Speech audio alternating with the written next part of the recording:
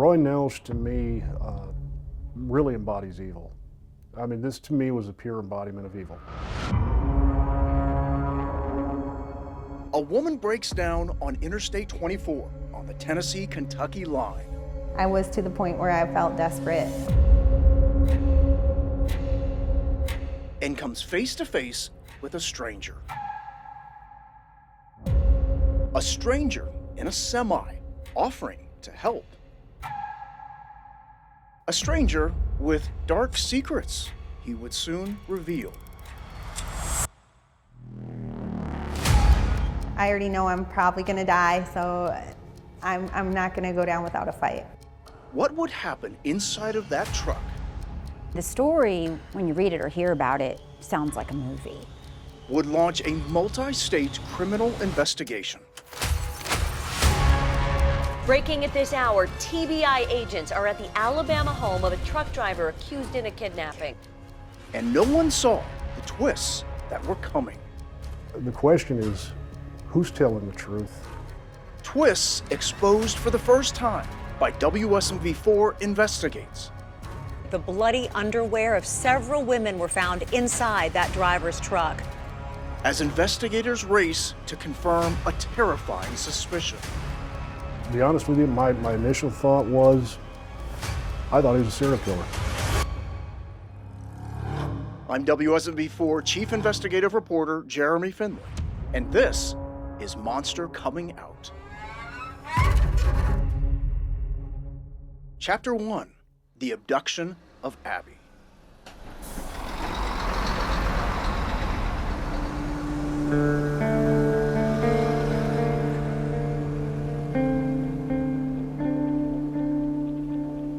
Tennessee in May can bring an unexpected, brutal heat.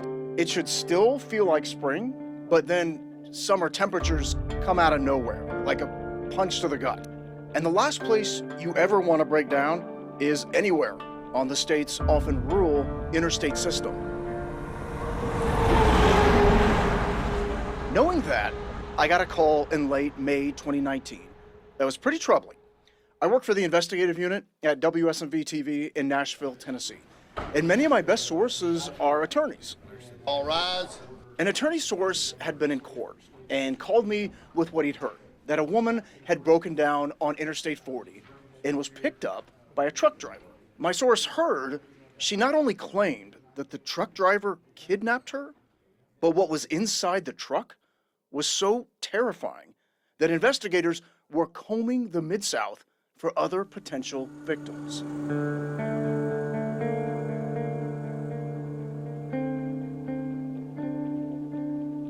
We tried to get answers, but only knew at first that the truck driver was under arrest. Little initially came out. No mention of the woman's name.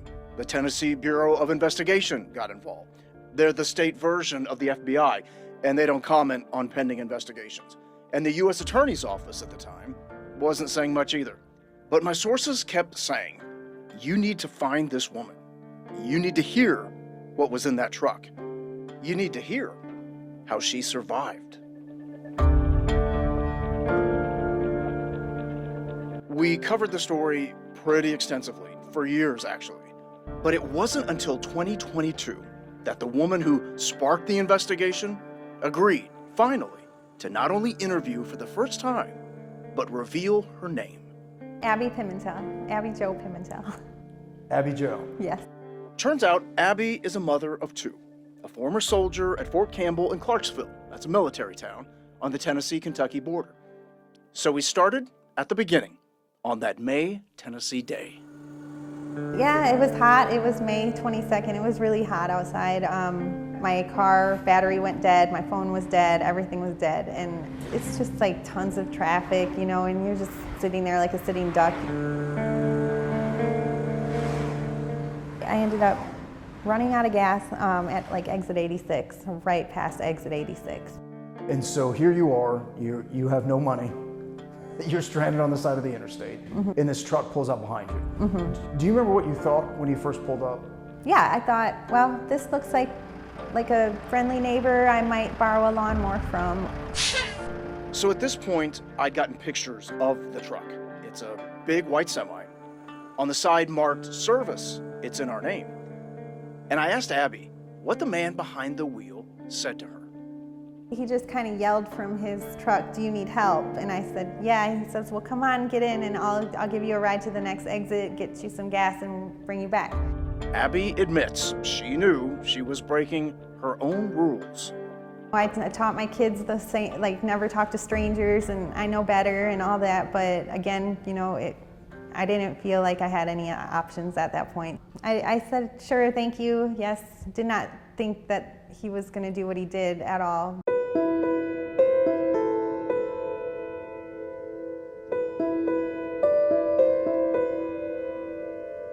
I got into the truck. So at that point, you did not think he was a danger at all? No. The driver's name, Roy Nelsh, a 63-year-old long-haul truck driver, a big guy with glasses, a gray mustache, and a comb-over. How would you describe what he was like when you first met him? Very awkward, very, very awkward. I got in the truck and he was driving and he asked me if I want to go on his route. And I said, "Oh, I can't do that. I have small kids here that I need to be here for," you know, and I felt like it was already an awkward question because he don't even know me. And, you know, I was like, "Okay, Abby, just get through this, go get gas, go back to your car, and it's done." He said, "Well, maybe I'll just have to kidnap you." And I thought, wow, what a awkward joke to make.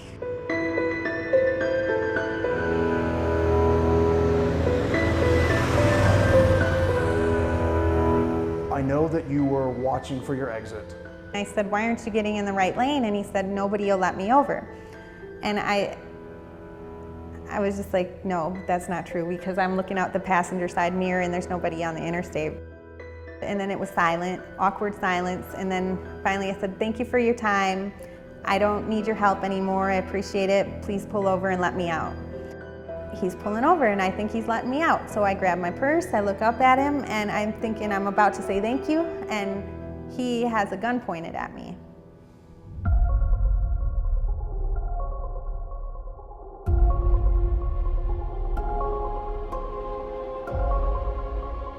He said, "This is a kidnapping. I'm gonna rape you. Get in the back of the truck." He was very laid back and like he'd done it before.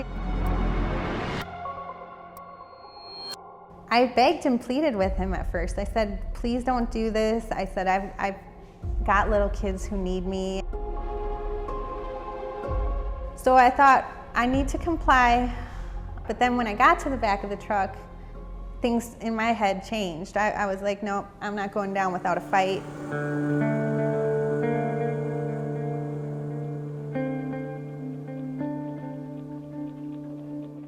Getting Abby's side of the story was obviously vital to our reporting. But there's always two sides to every story. Problem was, Roy Nelsh was off limits. His attorney wouldn't allow him to interview, pending the criminal case. But for reasons we'll soon explain, I was able to get Nelsh's interrogation video, which gave us his version of events. The detective with Clarksville Police asking all the questions, Dennis Honholt. While it was happening, I was already working. He was taken into custody. He was brought back to our office. We don't know what he said happened. What did he tell you? Well, I spent some time with Ms. Pimentel first and got her version of events. I did sit down that afternoon or early that evening with Mr. Nelsh. It's the first thing you notice in the interrogation video, how heavy Nelsh is breathing, handcuffed and sitting alone in the interrogation room at the Clarksville Police Headquarters. Detective Honholt would soon come in. Your name is Roy, correct? I'm sorry? Your name is Roy, sir? Roy, yeah. I know there's a lot going on. Oh, shit, yeah. How goddamn serious is this shit? Well, and that's what I don't know. If you're willing to tell me what happened, I'm all ears. Roy Nelsh was more than ready to explain. She looked like she was, desperate, needing help. I'll take you get some gas. She said, pull over. What? There's nothing here. She gets back and said, I want to make a deal for you for some gas money. She said, give me your money. I said, what? She said, give me your money, I'm gonna tell you rape me. She said, give me your wallet or give me your money. She was showing some. She said, yeah, give me your money, I'm gonna tell them you raped me. She said, bitch, you're crazy, get out of my truck. God damn, she come on loud. Detective Honholt had not only interviewed Roy Nelsh at this point, but also Abby Pimentel. Mr. Nelsh gave me a story that mirrored all the facts of Miss Pimentel's. Different reason for them. The detective knew what Abby had said. He tried to make up some story about how he was citizen arresting me because I was trying to rob him. But who was the detective to believe? The question is, who's telling the truth? The detective would listen to both about what had happened in the back of the cab of that semi. She started hitting me and beating me. We're wrestling for this gun. She reached and grabbed my gun, and then I was in a panic. He's on top of me, and I have the gun pointed at his face now. I'm on the bottom, he's on the top. Trying to twist the gun out of her hand. I didn't want her to shoot her, didn't want her to shoot me. And I have the gun pointed at his face. I want you to stop. My God. And I pulled the trigger, and nothing happened. I can only imagine what you were thinking at this point. It was the worst feeling ever when you pull the trigger and nothing happens. I just thought that was my one and only chance, and it's gone. When you pull the trigger, nothing happens. What does he do? He pulls a bigger gun out from somewhere. It's something Nelsh didn't deny to Detective Honholt. I reached under and got the 40 and hit her in the head with it. He just bashed me over the head with it really hard, and I mean, I remember feeling warm liquid pouring down my face, and I didn't know at first what it was, but it was blood. I finally got her stopped and handcuffed. He put my hands behind my back and put handcuffs on me, and at that point I remember thinking, okay, Abby, just comply with what he says, or pretend you're complying at least for right now, because he's gonna get complacent at some point, and that's when you're gonna make your move. Rolled over and started cleaning up some bakes. I'm sorry, I hit you. You can't, don't beat on me. He lifted my dress up, you know, my hands were handcuffed behind my back. He said, do I need to gag you, or are you gonna be quiet? And I said, I'll be quiet. First he put a blanket over me, and I don't know why. He got back in the driver's seat and started driving. Did he say anything about where you were going? While he was wiping the blood away from my face, I asked him 3 questions. I said, are you gonna kill me? He said, no, I'm just gonna rape you. I said, how long are you gonna keep me for? He said, a few days. I said, are you taking me somewhere scary? And that's the only thing that I could think of to ask, because I kept thinking of those scary movies going through my head, you know, and he's gonna have me in some cage and with all these knives or something and torturing me or something. Like, I kept thinking that way. And he said, no, you're gonna stay in the truck with me. I'm just taking you somewhere isolated.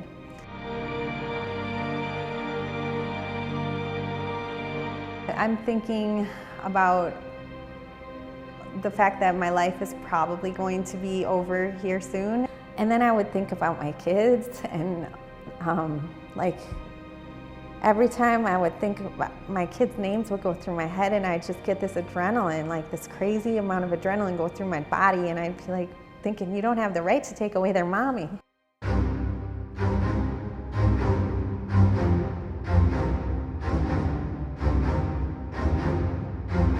First, I had to get my hand out of this handcuff. Honestly, I didn't care if I ripped my whole arm off. I was not going with that guy. I was not gonna be raped by him. There's no way. So how did you do it? How'd you get your hand out? I ripped it out as hard as I could, as hard as I possibly could, and it hurt, but I didn't care.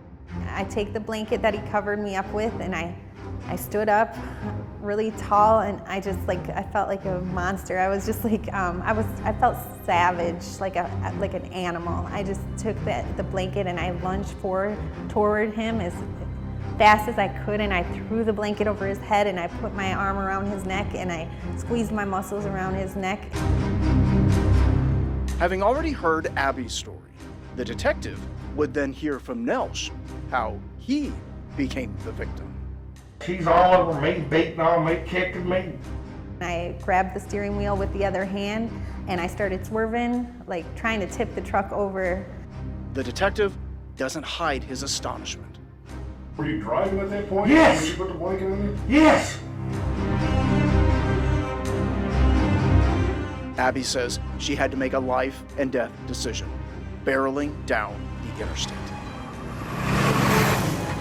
You're trying to drive and hold him back at the same time. I'm not really trying to drive, I'm trying to tip over the semi.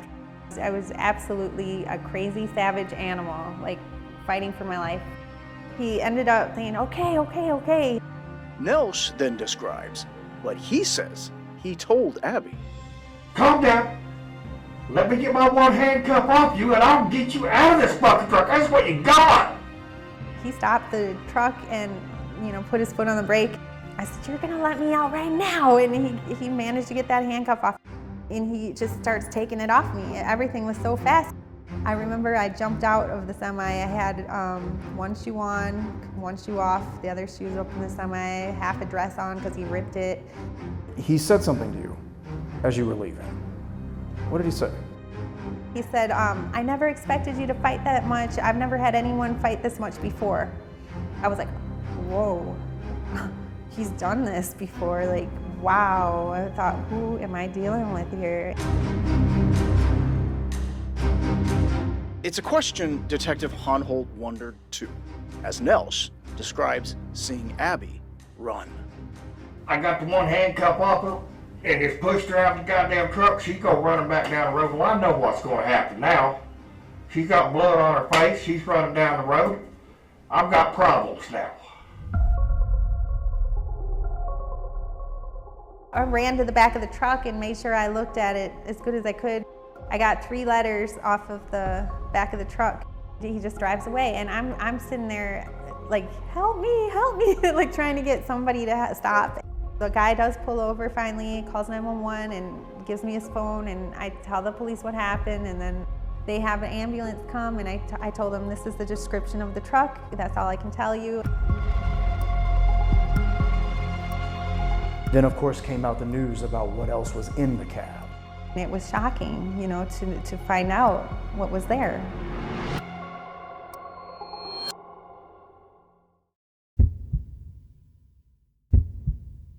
Chapter 2, Jekyll and Hyde.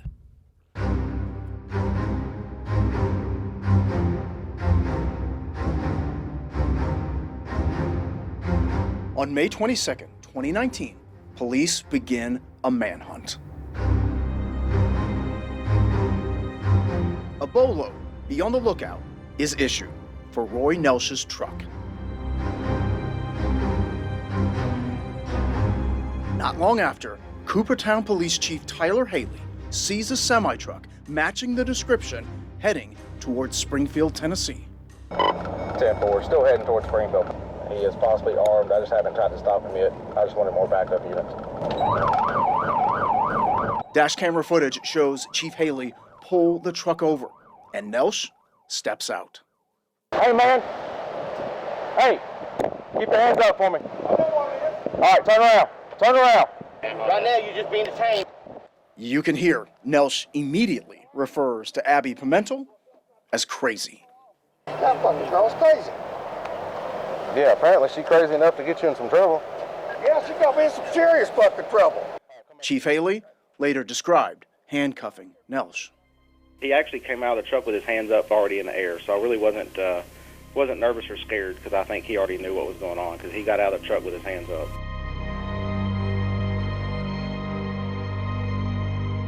Soon, Nelsh would be brought to Clarksville Police. The abduction occurred in their jurisdiction, and Clarksville detective Dennis Honholt was waiting. How would you describe who he was? He came across very, almost humbled, respectful. Honholt's questioning of Nelsh was recorded. Have you ever been arrested for anything before? No, that's the first time I ever had a set of handcuffs on. Understood. God, I ain't never hit a woman before. Honholt says from the very beginning, he had his doubts. It became actually more alarming to me that he was that calm, that comfortable, and always had the right answers. She looked like she was, desperate, needing help. He seemed very well rehearsed. I mean, God, I just tried to help somebody out, and quite honestly, yeah, if I could have got it up, I would have fucked her. I started changing my perception of him.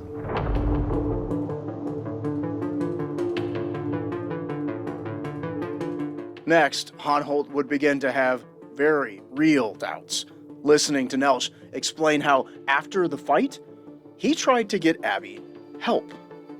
My thought was get her subdued, get her medical help out there because she was bleeding, get the cops out there. The real cake topper to me was the fact that he was going to drive around until he found an officer. That's not a normal thing to do. It became actually more alarming to me that he was that calm, that comfortable, and always had the right answers. Listen as Honholt asks why Nelsh has handcuffs. I just got to ask, why do you carry handcuffs? Why do I carry handcuffs? Because a lot of the states I go to, my pistol permit is no good in it. If somebody comes up, I've got that one chance to come across, hit them with the face with them, and handcuff them, cut the hell out of you. It started dawning on me that a lot of this was already there in his head, the answers. Why didn't you call the police? I mean, after she's out the car. Because I knew exactly where it was going to go. Why not just pick up the cell phone and call 911 and say, hey, listen, this just went down? I should have. Once she got out, I knew where it was going to go. She's got blood on her face. She's running down the road. I've got problems now. I'm going to ask you if you would give us consent to go through your vehicle. You can say no. You have every right to say no. And you're going to do it anyway. Well, no. What we'll do is we'll apply for a search warrant. Yeah, you'll get it. I got nothing to hide in there.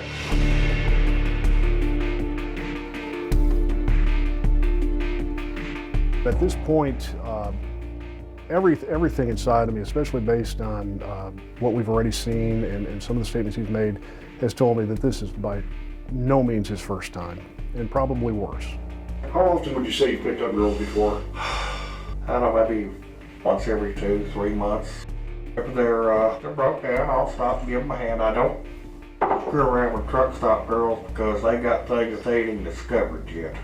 This ain't my first rodeo with girls out there trying to make a little money. It was strange when you're sitting with a man like this to watch it unfold in front of your very eyes and see what quite frankly, what a monster is coming out.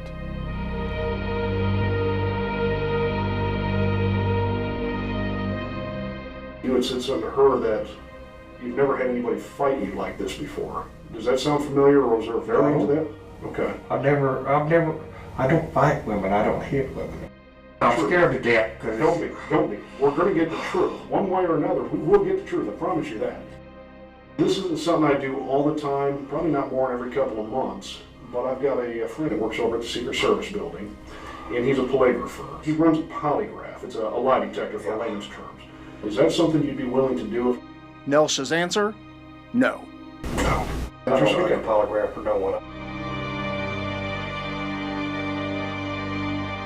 I think you're dealing with a man that's been doing it for so many years. He's got I hate to say Jekyll and Hyde, but almost a switch that can turn on this charisma and then turn it right back off when he's ready.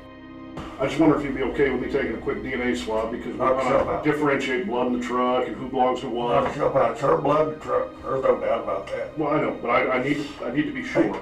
I'm sure about. Yes. That's good? Yes. Exactly. But now you got my DNA. First one to get it. By that point, we had all the evidence from the vehicle. There was a lot more to this, and based on what I kind of took from him from the interview and the items we found in that vehicle, I'll be honest with you, my initial thought was, I thought he was a serial killer. What police had found in the cab of that semi-truck would stun prosecutors. A bloody bag of women's underwear. multiple bras that appeared used, sex toys, a pair of handcuffs, a stun gun, a boat rope with suspected bloodstains on it, 2 clubs, 2 bayonet-style knives, and women's clothing that appeared bloodstained.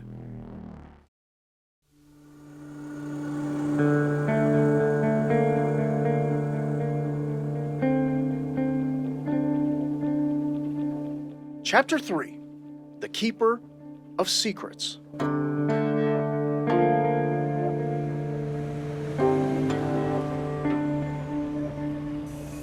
Cullman, Alabama is a quintessential small southern town. Twin steeples tower over the downtown next to shops and little restaurants. It is here that Roy Nelsh called home, where he lived with his wife and his children. But it turned out, before he died, he wasn't just calling his wife from jail. He was also calling another woman, saying this. I love you. You know that, don't you? So, who was this woman? I did what any other reporter would do, and I called her, and she answered. She was hesitant to talk at first, and I quickly realized why. We talked for a while. She said she felt guilty and embarrassed because she was Nelsh's girlfriend.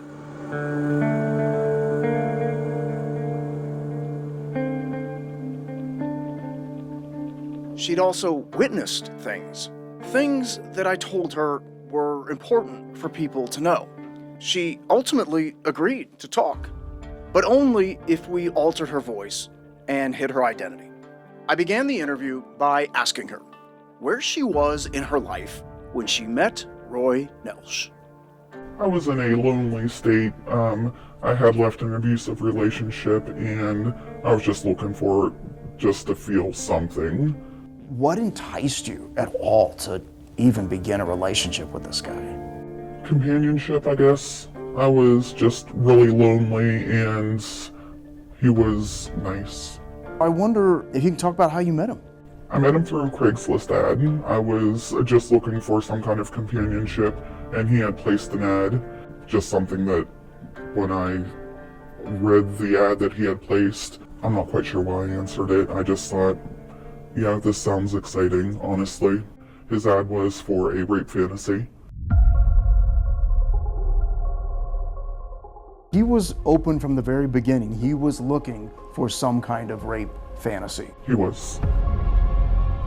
We spoke on the phone, we spoke through text, and we set up going through with that fantasy that he had spoke about in the ad. I have never done anything like this before. He came in with a mask on, he came in with a knife, he cut my shirt off with the knife, and he got me tied up really easily, actually. I was surprised at how fast I was on the floor, and he had my hands tied up. I immediately thought to myself, this is stupid, and I started trying to get the ropes off. I did manage to get one of the ropes off, but he saw me doing that and he tightened it. And that's when I kind of freaked out a little bit, and the fantasy stopped there because I told him, I do not like being tied up, I don't like this, and he untied me. You didn't have to fight him? Did not. Were you ever scared? With the ropes on, I was, but immediately when he took them off when I asked him to, I wasn't afraid. I thought that I was going to enjoy this. I said, this is more real right now, and I'm not liking this. Do you remember what you talked about? He brought in a bag with him, and I later found out, it wasn't that night, but I later found out what he had in the bag. I stupidly told him that I was up for anything, and it was kind of naive on my part because I didn't realize what anything would entail, and the things that he had in the bag were really quite disturbing. He never used them on me. I had no idea when I said I was up for anything what he actually had in mind.